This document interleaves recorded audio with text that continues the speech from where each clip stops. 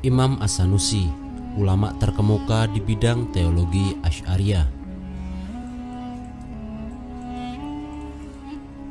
Pada saat kondisi umat Islam sedang mengalami kemunduran akibat persaingan antar sesama dinasti Islam dan adanya serangan dari luar yang bermaksud menghancurkan Islam, di Tilmisan, Maroko, lahirlah seorang bayi yang kelak akan menjadi ulama kalam terkemuka.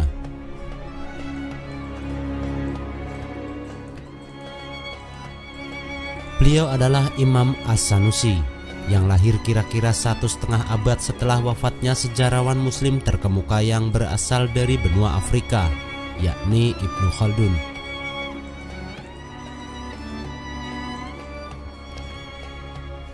Nama lengkapnya Al-Imam Sanusi adalah Abu Abdillah bin Yusuf bin Umar bin Syu'aib Al-Sanusi Al-Hasani. Nama Al-Hasani di akhir namanya menunjukkan bahwa dari ibunya tersambung nasab yang tertaut kepada Sayyidina Hasan, putra Sayyidina Ali bin Abi Thalib, khalifah keempat sepeninggal Nabi Muhammad SAW.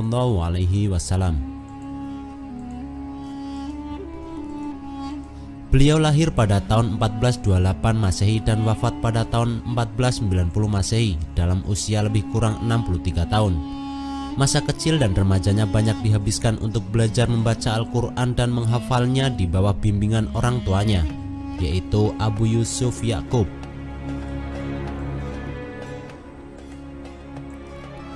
As-Sanusi membangun dan membekali dirinya dengan ilmu pengetahuan. Beliau berguru kepada ayahnya sendiri, Abu Yusuf Ya'qub, neneknya Al-Tolati, Abu Abdillah Al-Robak, Abu Hasan Al-Kalasadi, yang masyhur dengan nama Ibnu Marzuk, Qasim Al-Uqbani, dan Abdul Ar-Rahman At-Talibi. Adapun dari guru-gurunya ini, beliau menerima pelajaran tauhid, fikih, hadis, tasawuf, dan nahwu.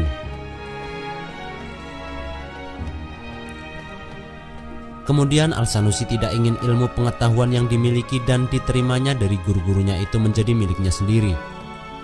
Beliau ingin mewariskannya kepada orang lain. Adapun yang pernah menjadi muridnya adalah Ibn Al-Hajjaj Al-Tabdani, Ibnu Abbas Al-Zoghir, Ibnu Sa'ad, Qasim Al-Uqbani, dan Al-Zawawi.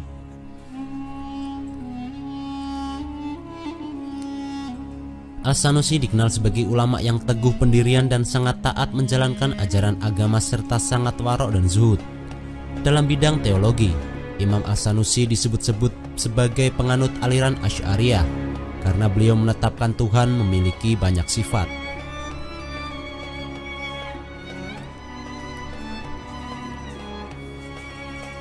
Sedangkan dalam bidang fikih, beliau adalah penganut Syafi'iyah karena beliau berpendapat bahwa sumber hukum Islam sebagaimana pendapat Asy-Syafi'i meliputi nas, Quran dan hadis, qiyas, fatwa sahabat, dan ijma' sahabat.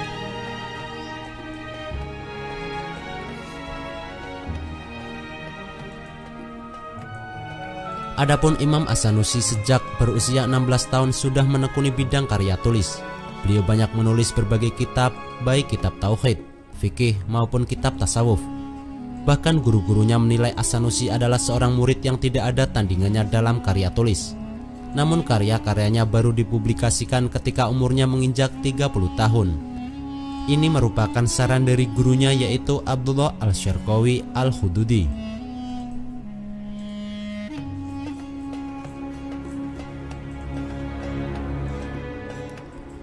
Karyanya dalam bidang tauhid diantaranya Syarah Ummul Barohin, Syarah As-Sanusi Al-Kubro. Dalam bidang hadis, beliau menulis Syarah Sahih Al-Bukhari dan Syarah Sahih Muslim. Dalam bidang mantik, beliau menulis Ikhtisar Ilmu Mantik.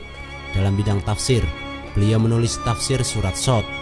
Dalam bidang tasawuf, beliau menulis Wasiat Al-Suluk dan Kitab Al-Haqai. Sedang dalam bidang kedokteran, beliau menulis Al-Mujarobat, Al-Tib Al-Nabwi, dan masih banyak lagi.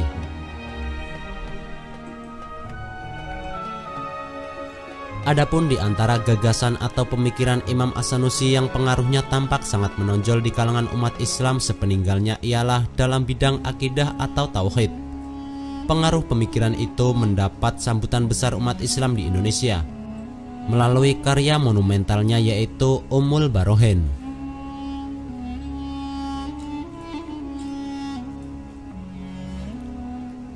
Oleh karena itu, tidak mengherankan jika ada orang yang berkata bahwa teologi Islam yang ada dan berkembang di Indonesia adalah teologi yang bercorak Sanusia.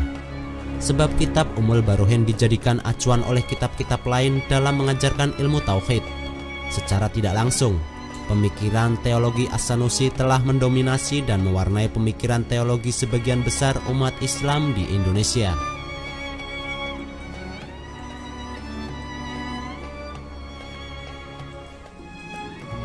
Bahkan di Indonesia, buku-buku tauhid yang di dalamnya menguraikan tentang sifat wajib 20 mengacu kepada kitab karya Imam As-Sanusi.